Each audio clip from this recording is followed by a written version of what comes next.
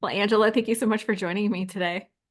Hi, Arlena. Thank you so much for having me. Yes. No, it was so funny. I was like, we need to stop talking and hit record because you're saying so many good things. I was like, we need to discuss this.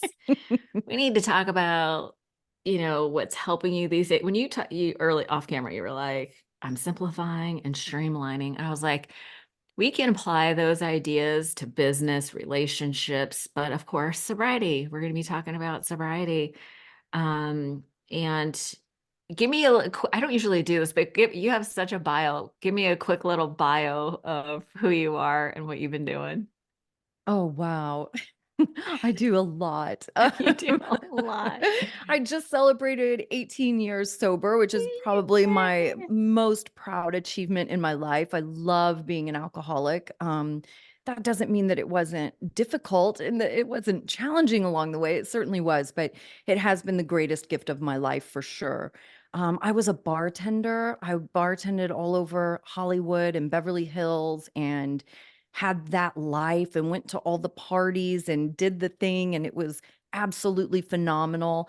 And I want to say too that even through the course of me losing my mind and drinking, I also was really blessed with some very specific opportunities where little seeds were planted Mm. in my 20s that really served me well when I had to get sober at 33.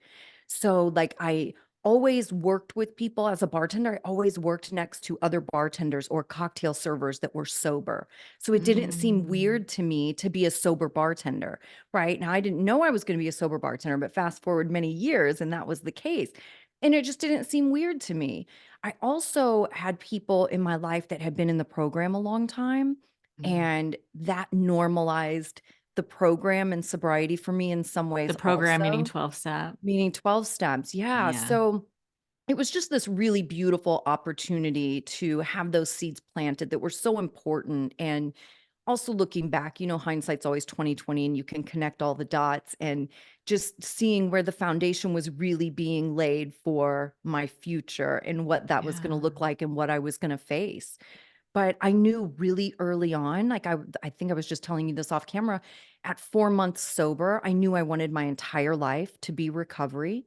I had Mm. no idea what that meant or what that was gonna look like. Right. I just knew that all of my favorite people that I was seeing at meetings every day, like, everybody they talked to were other sober people, and all the people they hung out with and went to dinner with and went to movies with and kids events with, it was always with other sober people, and I was like, "Wow, this is awesome."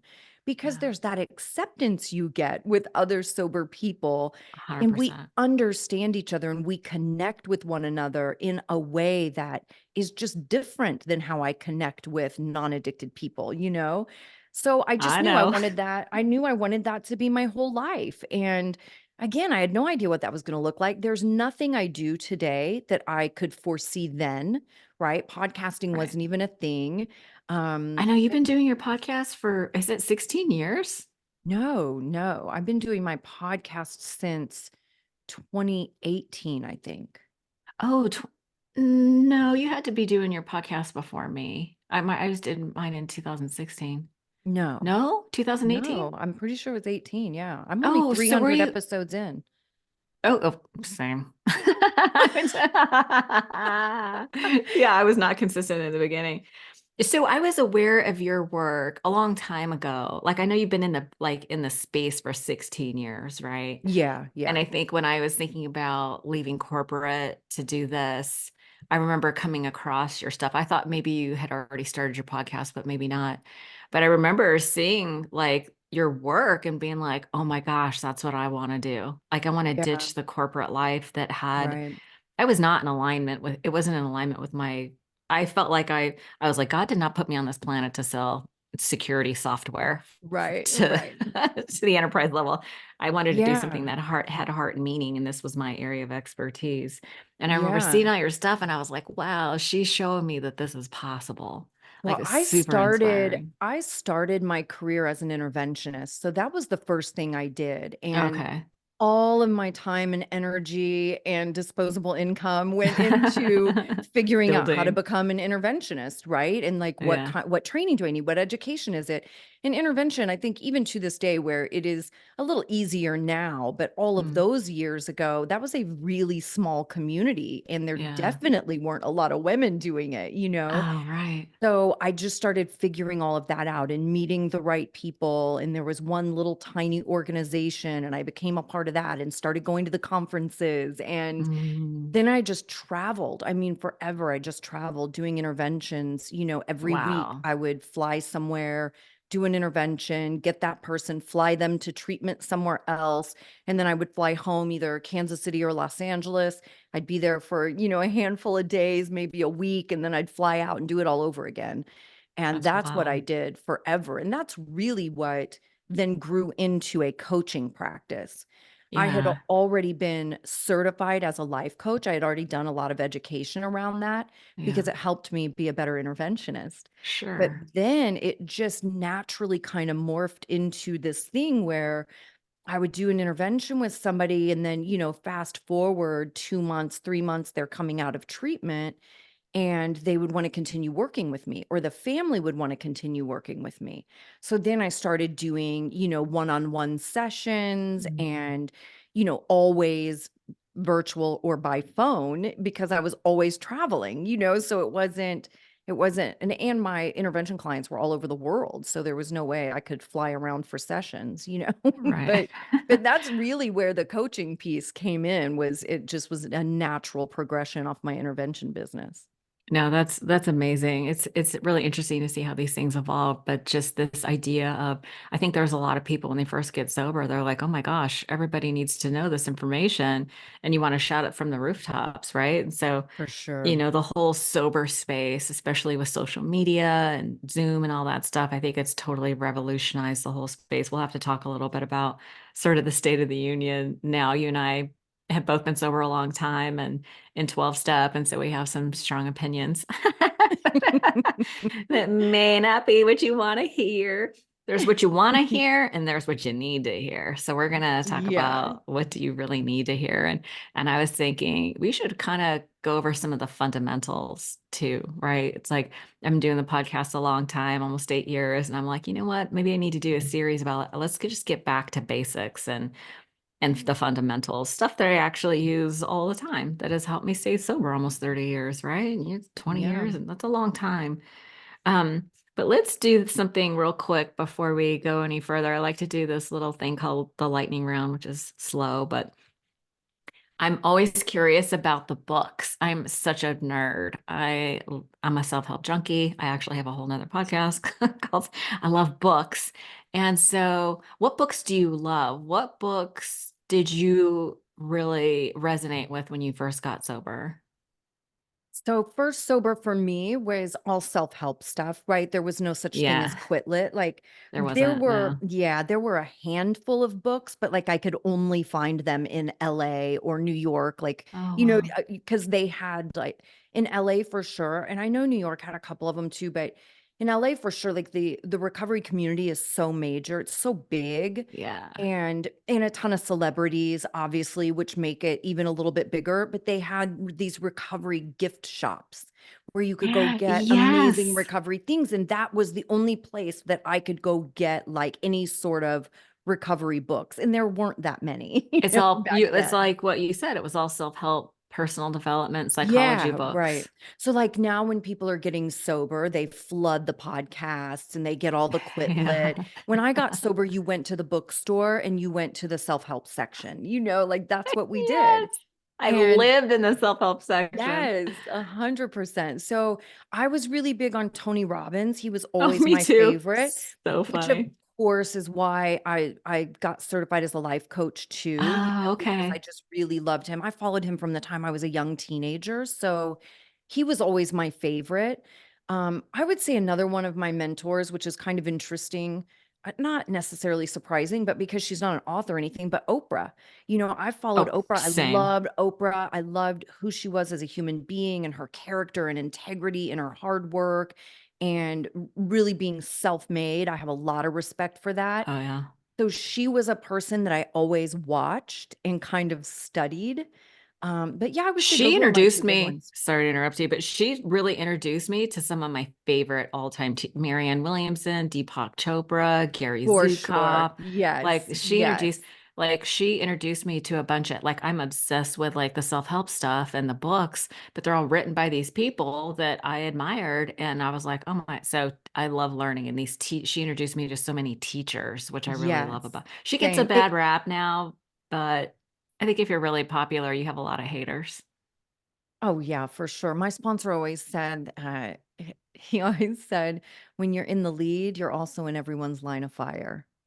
I was like, oh, Ooh, nice. that's good. Yeah. Your male sponsor. I didn't even know Oprah gets a bad rap now. I just love her. I think she's fantastic. But I know I do too, exactly but you what and you I are said, like probably, just watching her, following her, like her book club, like everything, like she introduced me to all of these incredible thinkers.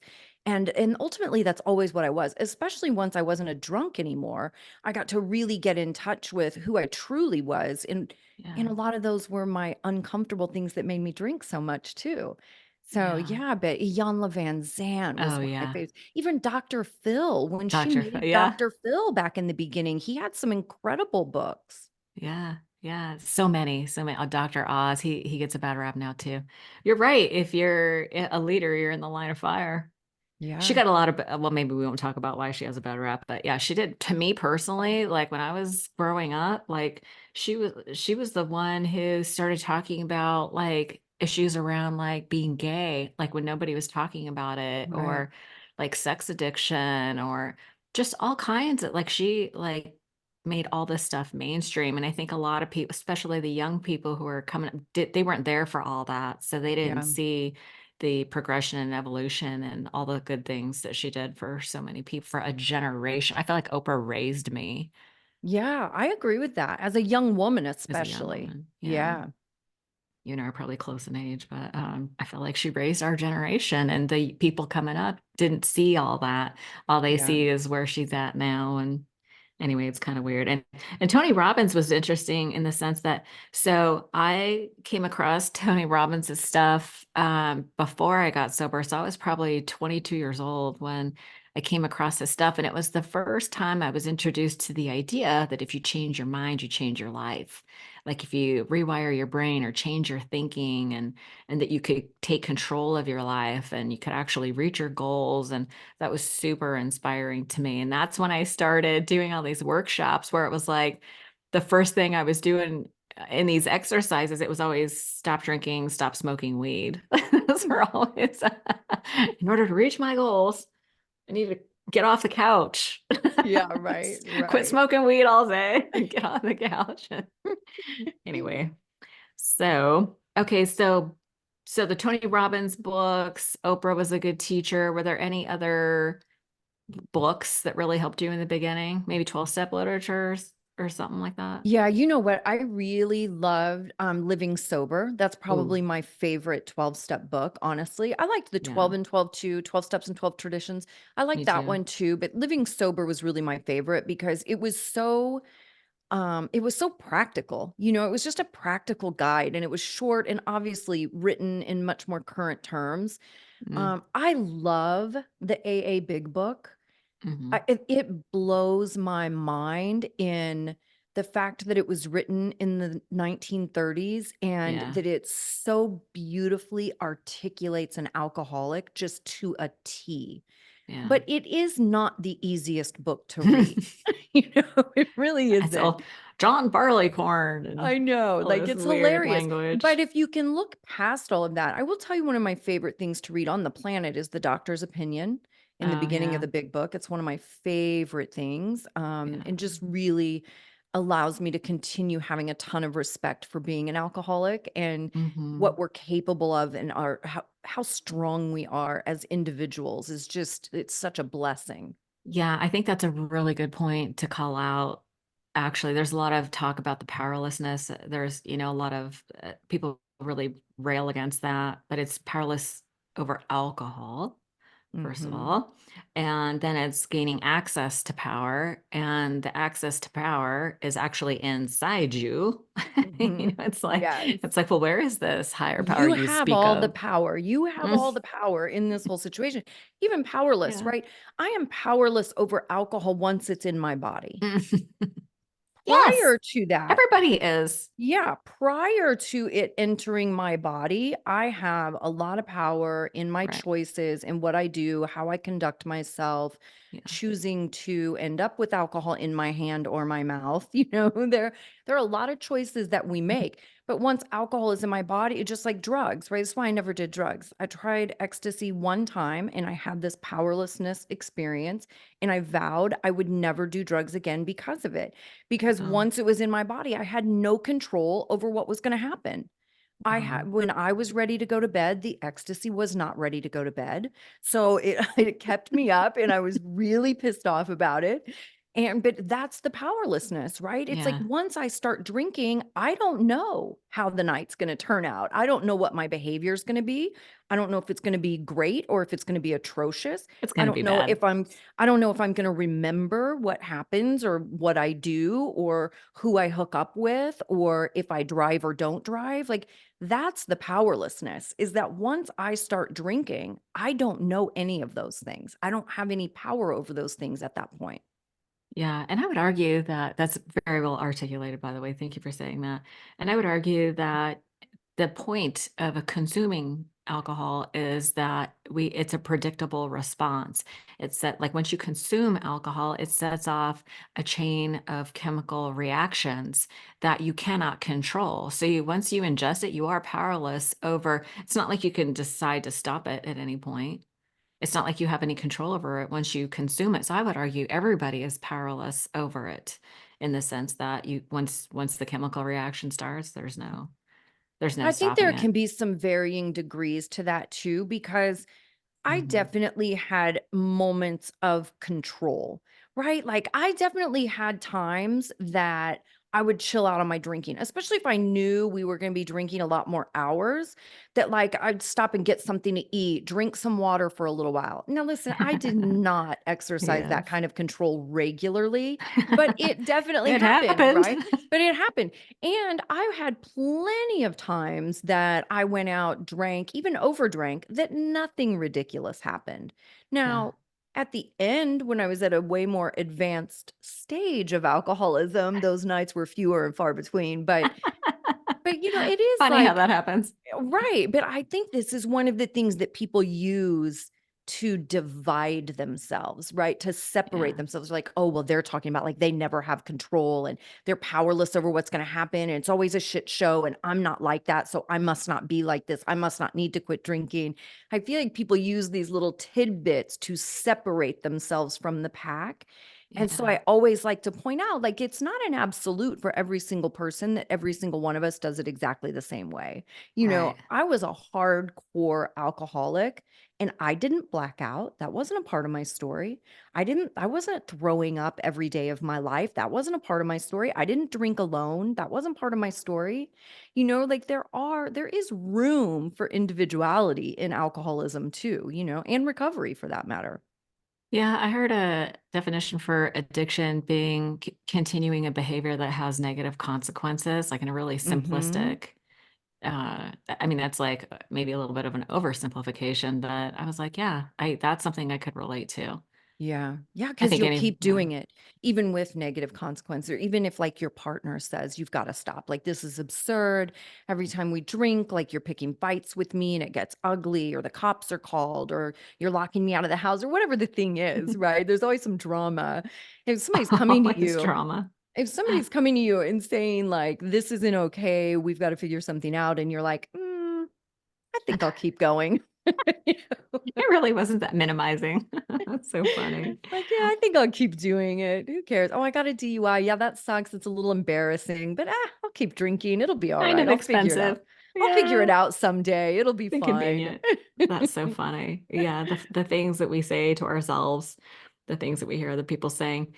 So let's back up a little bit. I'm always so curious about kind of how we got here. You've been sober a really long time. But I'm always curious about family of origin stuff because whatever happens in childhood kind of sets the stage, like, shapes our identity and maybe there's influences. What did you have alcoholism in your family?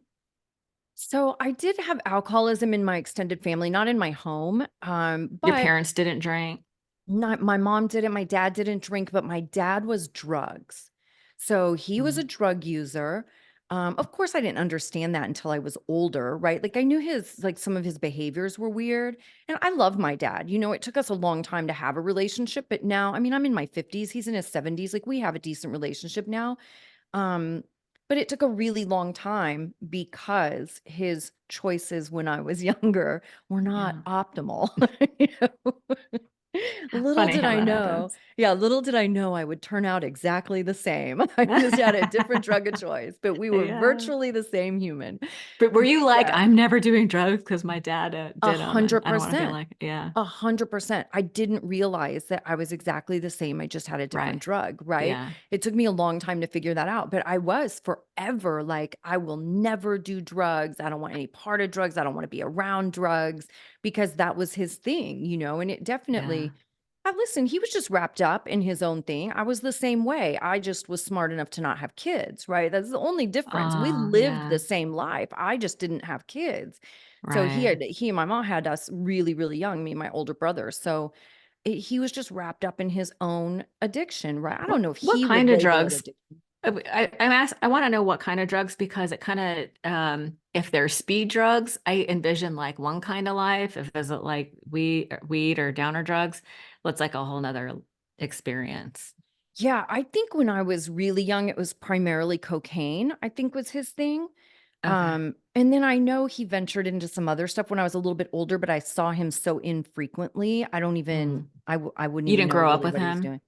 No, but I mean, he was around-ish, but no, my mom left him when I was pretty young for obvious Mm. reasons, Yeah.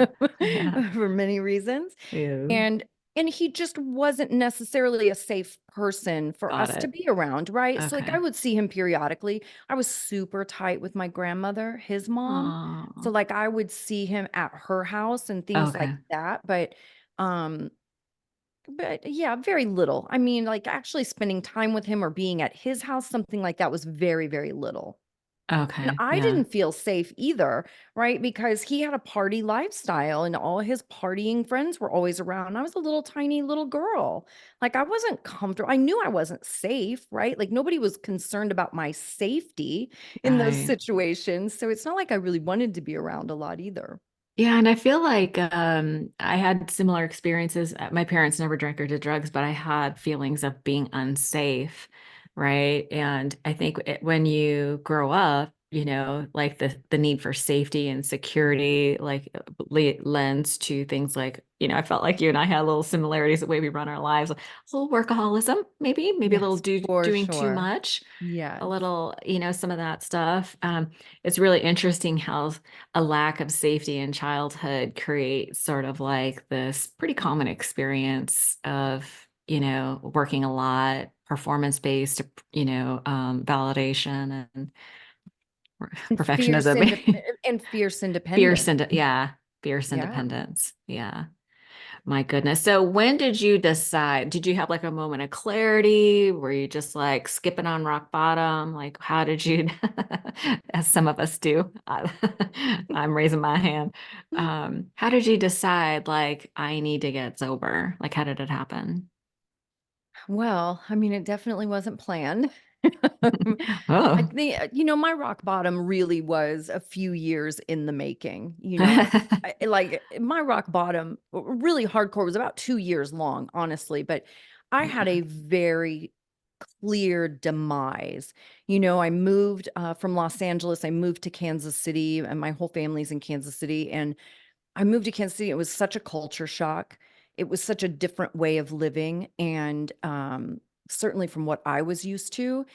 And my whole world, I mean, this happens when you move anyway, when you move across the country or to a different country or something, it is so disruptive in your life. And there's so much emotion behind it, but you really are displaced. And it's very strange. Like you don't have any routines and rituals anymore. Everything is new, everything is different. You don't know your way.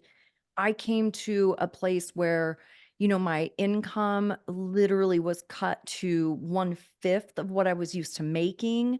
Yikes. And because I was a bartender, right? And in LA, I was used to working in high-end upscale lounges, right? And then I came to Kansas City that didn't really even have those places then, It's a lot of Yeah. sports bars. It's just a very different atmosphere, and which is very different now from then too. I mean, we're talking 20 years ago. So, but anyway, it was a culture shock and I was stressed out and I was lost and I was so uncomfortable.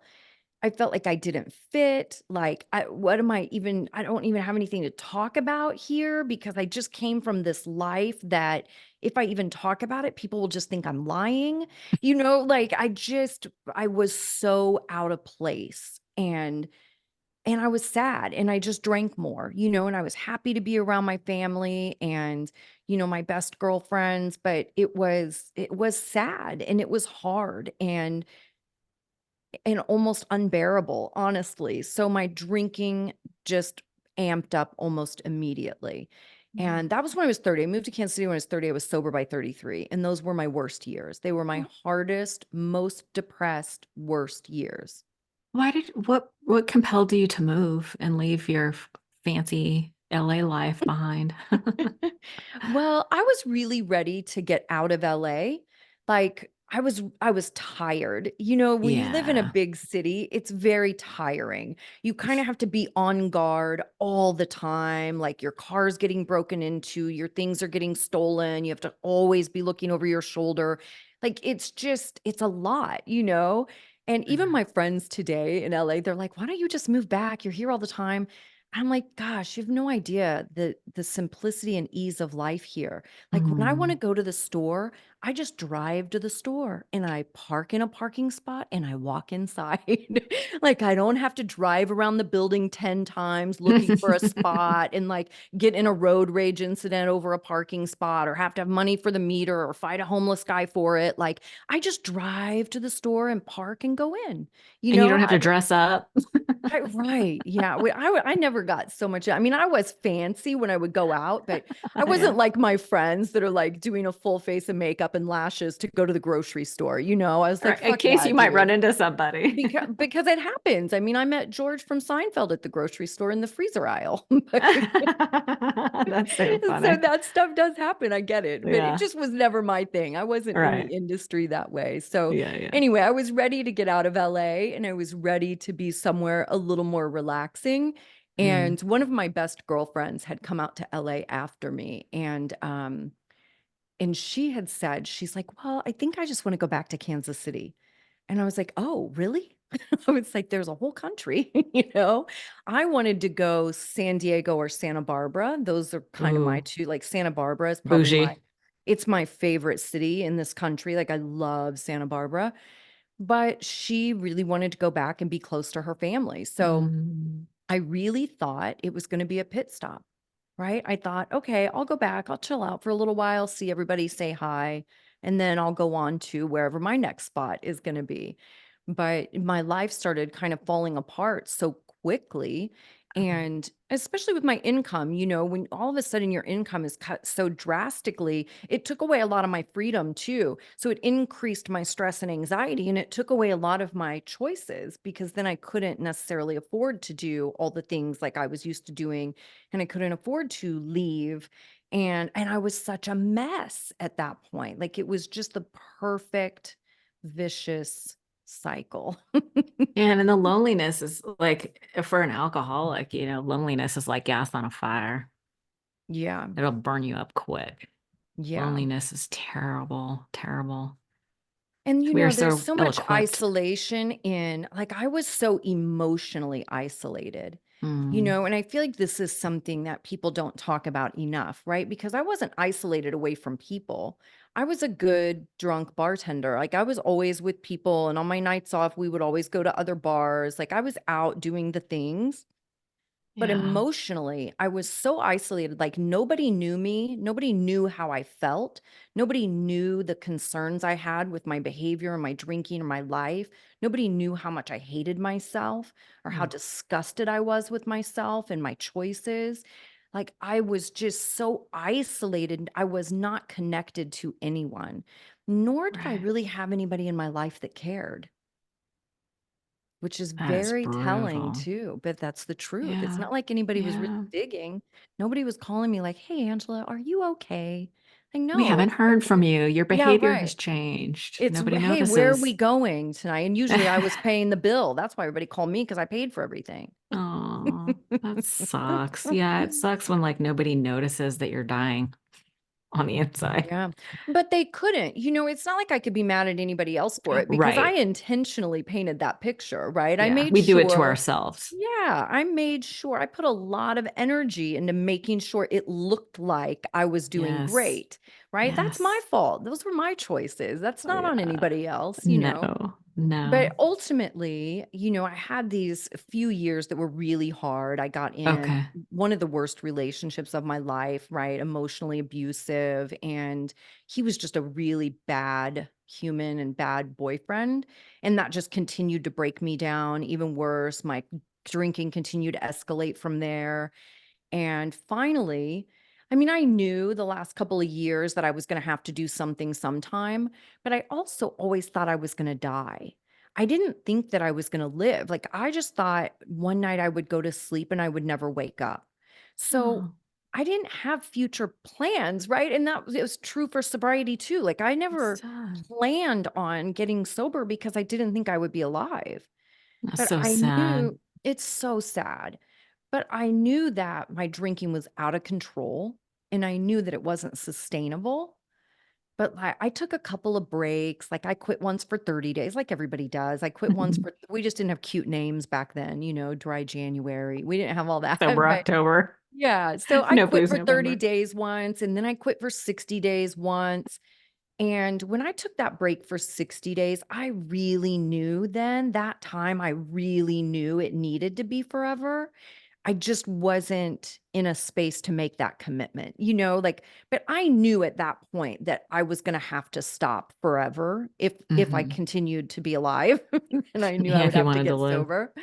So ultimately, one night I'm out with my friends. I leave the bar to drive home and I crash my car on the freeway at 70 miles an hour and I hit another car. Ooh. Yeah. And I thought I killed the guy that I hit. And that was really my moment, right?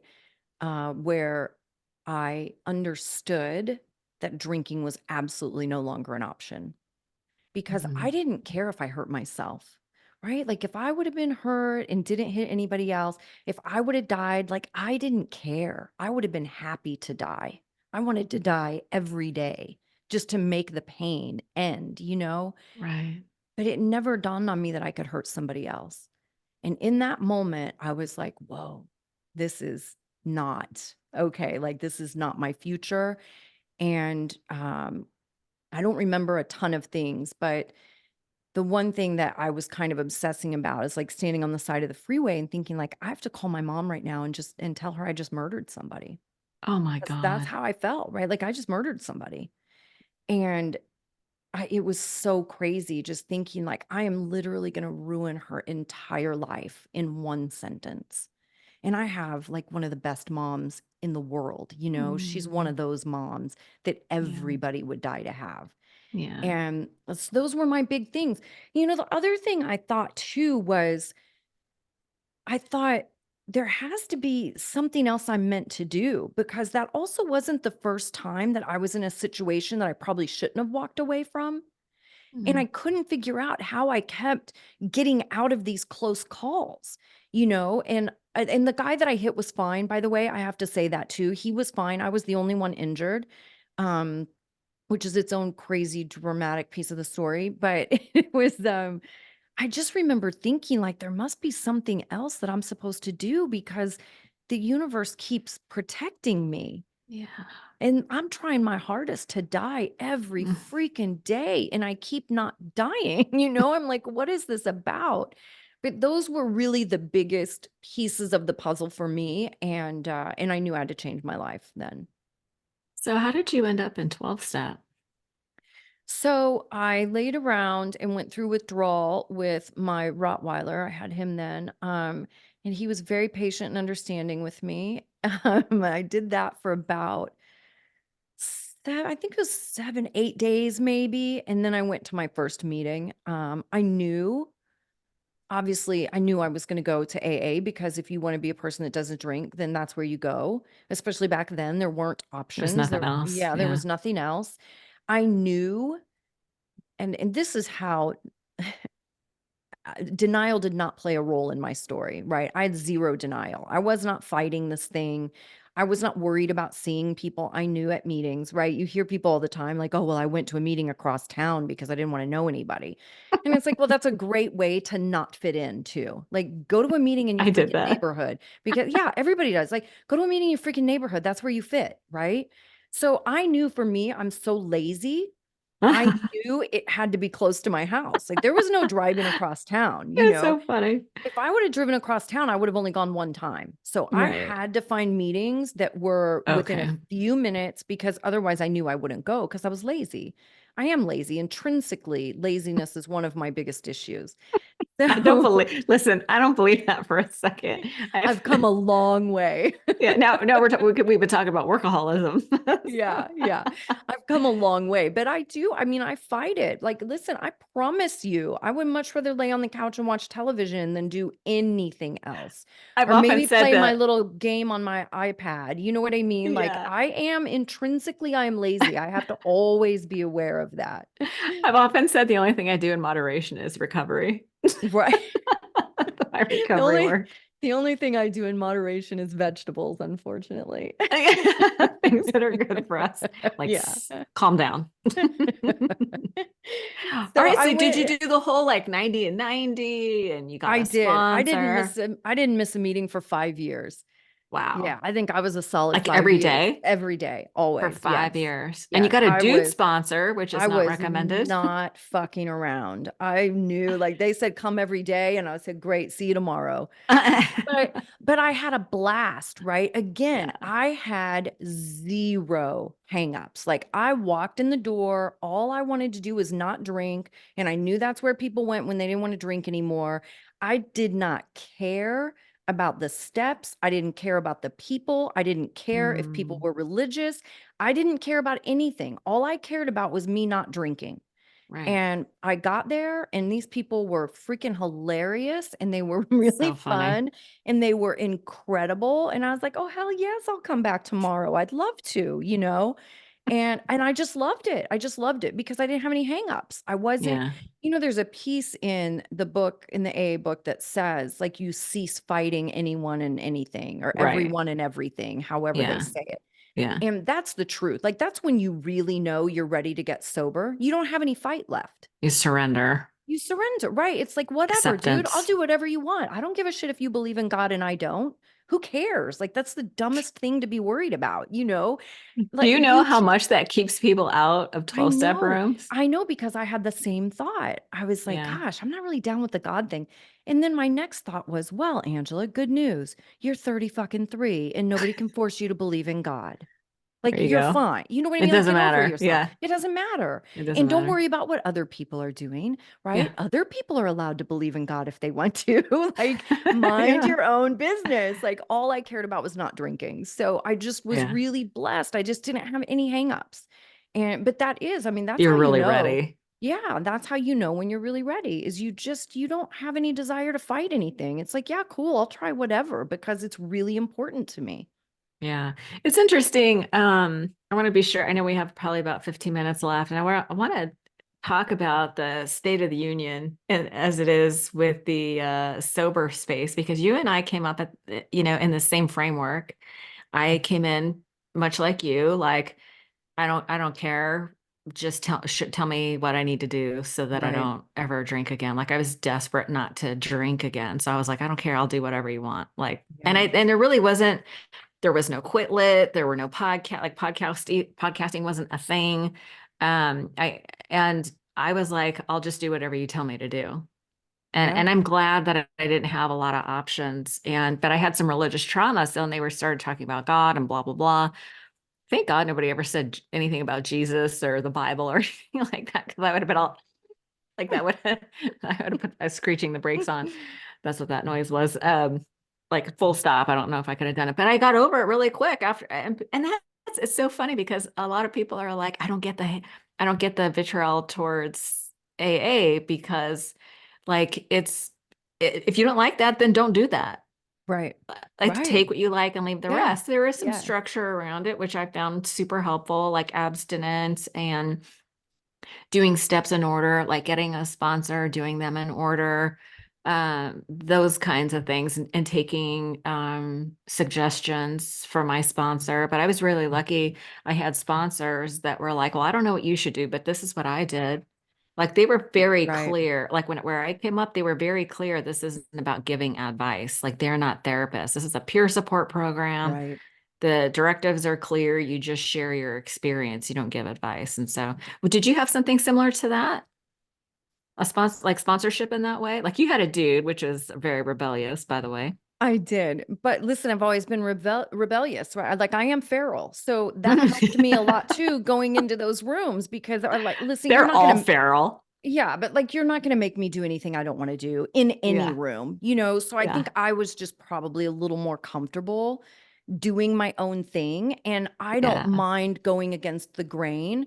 Like a lot of Same. people struggle with codependence and people pleasing, and they get very uncomfortable not following the herd. And I just was never that person. And I do consider that I a love that blessing. about you, by the way. Yeah, me too. Me too. Because that would have kept me out, right? If Yeah. I was really fearful of all of those things, that would have kept me out too. And I probably would have died. So, Yeah. yeah, Yeah. I just am very comfortable doing my own thing. And I'm very comfortable saying to people, you know, I didn't get a sponsor for a long time. It was 10 months before I got a sponsor because it was a guy. I knew very quickly who I wanted to be my sponsor. And then I started hearing the rumblings, women work with women and men work with men. And I was like, oh, okay. So I was like, well, let me just hang back and keep showing up every day and keep not drinking. And I'll just figure it out as I go. Like maybe I'll meet somebody else that I like as much as him. Maybe I won't. I mean, I don't know. I just wasn't going to worry about it. Like I was fine. I was staying sober. I was loving it. So I didn't really care. But when people would say to me, like, hey, Angela, are you going to get a sponsor? I was really comfortable going, oh my gosh, yes, thank you so much for bringing that up. I will absolutely get a sponsor as soon as it feels right for me. Yeah. You know, but yeah, absolutely. In agreement with you. I can't wait till that day comes. You know, like I didn't take it as they're trying to control me or tell me what to do. I was just like, hell yes, I would love to have a sponsor. That's so funny. That's Like, such a great attitude. unfortunately, you're just going to be pissed when you find out who I want it to be. You know? Well, for those that are listening, like I know women who have had male sponsors, and I actually interviewed a guy recently who had a woman sponsor. She was like a mother figure to him, and that's who he felt safe with was this woman that was like a mother figure. But the reason I believe that it's typically women with women, because like from my experience, I was terrified of women. I did not have great relationships with women. And I was terrified, but I was so desperate to be sober. I was like, okay, I'll find a woman. It didn't occur to me that I could rebel. Damn it. But probably for me, it was a good thing because at 25, I had never had a real and safe and intimate relationship with another human being. And if that had happened with a man, I probably would have fucked him. Yeah, Just there's no that's question. just how I Listen, probably would have fallen in what I thought was love. right. And there's no doubt, I say this all the time, like knowing what I know today, I would never recommend that path to another person. I just knew I was okay in because I do not struggle with boundaries. So I knew that Ah, and yeah, it doesn't sound like it. I didn't know that that was the issue in the beginning. Like I didn't Ah, understand why they said men with men, women work with women, men work with men. I didn't even yeah. know that that was the issue. Now, 200 years later, right? I get that you're talking 200. about a group of people who have boundary issues and have relationship issues for sure, and Sex addiction. love sex addiction and love to overstep boundaries, right? Now I get it. Yeah. I just knew for me, I grew up in a very male dominant family, Mm. full just narcissism, misogyny, like that was the environment that I was raised in. So for me to try to work with a female would have never worked because my brainwashing back then was men are the leaders. Oh, Men interesting. lead, women follow. So I also couldn't have somebody too nice, right? Like I had to have somebody, as you hear me and how I talk to myself, right? I'm in your face. And I needed somebody that was going to really be able to stand up to me, challenge me, and tell me what to do in a package that I would listen. And Got and it. that's what my sponsor was. I had a lot of respect for him from day one. He was hilarious. He was super smart. He was smart in recovery. And he had been sober almost 20 years when I got sober, and he was there every single day.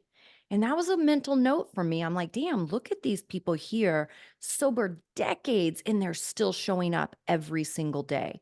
Like Yeah. he set an example that I wanted to follow. Okay. And you And felt that's where he was safe, at. like he was never inappropriate and you felt No. safe and No, and he was hard on me. He was not easy on me at all. He was hard on me. He's such a softie now. We were laughing about this a couple of weeks ago. Like he's such a pushover now. But when I was new, I mean, he was hard on me. Like he made me go in and apologize to my whole group one time for being selfish. For wow. doing something they didn't even know I did. And then he drove up to the meeting to make sure I did it. Like he came up there to make sure that I did it. But Holding you that's accountable. That's right. awesome. But that's what I needed. And I loved that about him. I loved his Oh, commitment to it. I loved yeah. watching how he lived his life. I loved every time his phone rang, it was another sober person. Like Yeah. he really was. When we say you pick somebody who has what you want, we mean in all areas of life, not just in Yeah. sobriety, but it was important to me that somebody was practicing the principles in their regular life too, and showing up with honesty and Yeah. integrity and enjoying themselves and There you being go. of service, right? Those were the things. And that's how he raised me, and he was Yeah. perfect. He was absolutely perfect for me. That's beautiful. And I love that. And it sounds like, I used to hear things like there's a wrench for every nut in those rooms. Like Yeah. and if you don't think that you have the best sponsor ever, then find a new one. And I was always lucky I had really good sponsors. Now, if we transition a little bit to think about, you and I, that's how you and I were raised, right? And that's how we got sober, and we've been sober for decades now, both of us. How do you feel about, like, I know there's some pros and cons to sort of like this new wave of sobriety. There's people with like 2 years sober claiming to be sober sponsors. And listen, this is going to sound super condescending. I'm sorry. I have a feeling I'm having a feel. I have some concerns. I have some concerns about people who lack experience and don't have any background in psychology or therapy. Do you know what I'm saying? I feel like people need to be very careful about who they look to for mentorship. Yeah, I think as individuals, we have to be very clear on what we're looking for, right? Not just who, but you need to be real clear that you're not finding somebody on Instagram with a podcast and going to them to work through your trauma, right? Unless they are a professional in trauma. So you have to be really clear on what you're seeking. You can't expect a person in their first 5 years of sobriety themselves to come in, to swoop in and be your knight in shining armor and solve all your problems. That's not fair. So I think and of course, my premise for everything is personal responsibility, right? So you've got to be For sure. clear that you are reaching out to certain people for sobriety guidance. You're reaching out to people for how to not drink on a daily basis. And you only need to be sober a minute longer than somebody else to be able to help with that, right? So I'm okay with some pieces of that, but I think the people seeking help are blurring those lines more than the people offering help. Does that make sense? Yeah, but I do see that there are people who don't have certifications or any training. I do like, this is where I'm conflicted. It's like I do see the benefit of peer Yeah, support, for sure. but Yes. then you involve money, and for paid support, it should be with somebody who is a professional and who has experience. Yeah, I do Somebody who get has that. I seen see a what lot you're of saying. things, Yeah, because I see what you're everybody's saying. situation is so different. People are Yeah. presenting, it could be like people could have trauma, family history, they could be chemically or physically addicted, and maybe process addicted, which is different than chemical addiction. I mean, and Yeah. so if people are, being like, well, this is what I did, that's one thing, but it's another thing to say, this is what you should do. Right. No, I see what you're saying. And Yeah. I agree with that. It is, listen, the problem too, though, is, like I went and did all the college stuff and addiction counseling, and I went to social work school, and I don't even know how many life coach certifications I've done and recovery coach certifications just because I want to know everything. Yeah, But I have to be honest, a lot of those things, including college, didn't teach me much. I So know. I feel like you can still jump through those hoops and still not be a really solid professional helping person. Which is why You know? experience matters. Right, which is where experience really matters for sure. And also being able to set your own boundaries, right? Like I have to know what my scope of practice is too. And I have to be able Yeah, to say to people, like, no, I don't deal with gambling addiction. No, I don't do eating disorders because that's not where my training and education is. Do I understand those things to a certain degree? Of course, but I also haven't lived them. And right. I am a person that likes to teach from experience, but I also like Mhm. to learn from someone else's experience. Yeah. So, yeah, I think it can be really tough, but I think that we as consumers really shoulder more of the responsibility to do our due diligence and know what people are capable of and what their education is or isn't, and to be clear on what we're seeking them out for. I have a coach for everything. I don't expect to have one coach that can do all the things, right? Like those are all Yeah. different people. Like my little brain, it needs washed, Like it well, this thing is scrambled, so we got a lot of work to do. I But remember some guy was like, "Oh, I think those AA people are washing your brain," and I was like, "Good," because yeah, it needs it yeah, desperately. Yeah. I started a membership site a while ago called the Brainwashers Club. I thought that was a cute name. Yeah. We That's need so some true. brainwashing. Yeah, that's so. You never did your lightning round, by the way. Well, we kind of did a couple questions, and I got distracted, which is typical of me. All right, I just wanted to remind you in case. Thank you. Yeah, it was just like, well, I'll just ask you now, do you have a mantra or quote that you live by? Mine's obviously like one day at a time, but is there an idea that is kind of working on you right now? I live for mantras. Probably my most favorite is you only get in life what you have the courage to ask for. Ooh, that's a good one. Yeah, and Makes me that's wonder. Oprah. That was Oprah, and that's one of Ah, my favorite. Another one I love is it only takes 20 seconds of insane courage.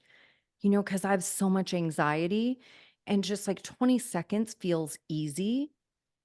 And I just have to say that over and over to myself. Like if there's a phone call I have to make that I just don't want to, right? Or I'm stressed out, or yeah. going to a meeting your first time. It's like, dude, Mm. you just need 20 seconds of courage. Just walk in the door and sit down. That's all you need is 20 seconds. Yeah, You can do 20 seconds. So I yeah, love that. I love mantra. And then never miss a good opportunity to just be quiet. Ooh, that's powerful. I like the 20 seconds one. That'll Yeah. get me to take some actions. Where I got that from too was that Matt Damon movie, We Bought a Zoo. That's what that was in. And the Oh, second he said it in the movie, I was like, oh my God, that's life changing. isn't that funny how TV shows or movies can just hit you? There was one, we were just watching Grey's Anatomy last night. I haven't watched it in a long time, but my favorite line in that Preston Burke, this neurosurgeon, was like, I was never the smartest or most talented or gifted. He goes, but I worked the hardest. Hardest. Yes. Yeah, I was like, okay, I'm not the smartest. I'm not the most gifted or talented, but I can I'll work my tail. Yeah, I'll outwork somebody, no problem. for sure. Yeah, I love that. What is one thing you wish you knew when you first got sober? Oh, what a great question. I'll let you I think. Well, But I my, wish oh, I do you have one? knew. Yeah, I wish I knew that life isn't supposed to be perfect all the time. I feel like I took it so, and I see this in my clients all the time too. Like we take it so deeply personally when we have something negative happen, Make a like mistake we make a or mistake or something just doesn't go the way you want it to, or you don't get the job or you get broken up with, like whatever the thing is, we tend to think like this is awful and it only happens to us. Like we personalize it. And it's so absurd. Like it's just the nature of life. I remember my yeah, sponsor saying to me once, he's like, Angela, your bad mood will pass. Like you don't get in a good mood and stay that way forever. You're not going to get in a bad mood and stay that way forever. But we don't. And I wish I would have just understood that. Like it's not supposed to be easy. It's not yeah, supposed to feel good all the time. mm-mm. What makes you strong is that you continue to show up and you don't give up. Yeah. Persistence, man. That's my superpower. Yeah. I love that. I know we got to wrap up, but I want to make sure that people know how to get a hold of you. You have a podcast too. I'm going to be on your podcast too. I'm super excited Yeah. about it. And how long have you been doing your podcast? Since 2018. Oh, I asked you that. Okay, 2018. And what's the name? So everybody knows. Addiction Unlimited. Man, I have unlimited addictions. That's so fun. Addictions. Okay, so I'll leave a link to that. And do you have a website? Are you still doing coaching? Yeah, absolutely. And the best way to find me really is the podcast addictionunlimited.com. And I have a Facebook group that is same name, Addiction Unlimited. That's probably the Okay. best way to kind of start getting in my sphere Mhm. and getting used to how we do things. But we have such a phenomenal supportive community that I'm just so proud of every day. Like, Nice. you know how it is. Like you spend so much time with people that are your clients and you build these incredible Yeah. relationships. And then last year I started doing sober travel, right? So I'm hosting sober trips and we went to Costa Rica and this year we're going to Italy. And this group of people now that I've been building over these last several years have just become a second family. And Yeah. it's just phenomenal. Such an incredible group we've got. I really love that. Italy should be fun. Where are you going in Italy? We are going to Rome and Florence. Oh, And then I gotta go back to Rome. I'm gonna stay extra days because of course I have to go shopping in Milan. Yeah, we didn't get to Milan. We flew into Rome, went to Florence, and then we went to where's the water? Venice. Venice. Yeah, that was cool. But Yeah, I'm that'll excited. be super. How many people do you think will go on this trip? What do we have? We have 8 already, and I think there are 8 spots left. So we Oh, had that's a good 16. size. Yeah, we had 16 in Costa Rica. It was amazing. One of the best weeks of my Yeah. life by far. Yeah. Oh, that sounds amazing. We'll have to keep tabs on where you go and maybe I'll surprise Yeah. show Oh up yeah, to you one of should your. come. Oh, it's so fun. So, Yeah, so fun. we went to Italy a couple years ago and we're dying to go back. But amazing. Well, listen, thank you so much for all the work that you do. You're doing, listen, I know what it's like to produce a podcast. It's a lot of work. So thank you for all of the lives that you touch with that. You're doing amazing work. And we'll leave all the links to everything in the show notes. And I'll look so forward to being on your podcast pretty soon. Yeah, thank you so much. What a pleasure to get to know you better. Yeah, you too. Thanks so much.